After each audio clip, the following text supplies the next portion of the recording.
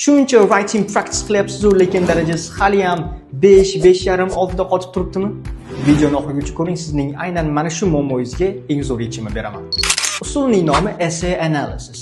Nima qilishimiz kerak? Writing band 8.5 yoki 9 lik essaylarni olamiz va ularni muntazam ravishda yaxshilab tahlil qilishimiz kerak bo'ladi. Tahlilda nimalarga e'tibor beramiz? Birinchisi task response. Berilayotgan savolga qanday qilib javob berilayotganligi yoki umumiy mavzuga qanday qilib yondashilayotganligiga diqqat qaratishimiz kerak. Ikkinchi o'rinda yuqori darajadagi grammar structurelarni va ularning ishlatilayotgan joylarini o'rganib chiqishimiz kerak bo'ladi.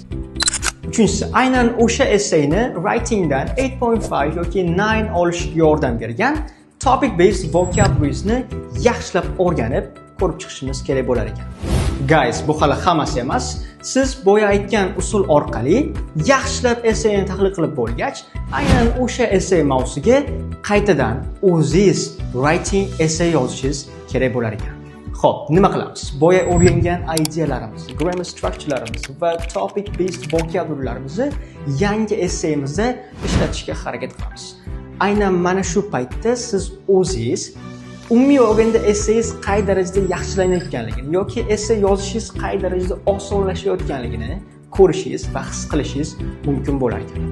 Eng muhim joy shundaki, siz tahlil qilayotgan essay haqiqatan ham yaxshi yozilgan bo'lishi kerak. Band 8.5 yoki 9 ga arzigulik essay bo'lishi kerak. Qisqa qilib aytganda, reliable sourcelardan olingan bo'lishi kerak. Aynan siz uchun X-Examiner Simon tomonidan yozilgan Band 9 yoki Band 8.5 lik Task 1 va Task 2 essaylari bor degan kitob tahlil qo'yaman. Aynan o'sha kitobni sizga tashlab berishim mumkin.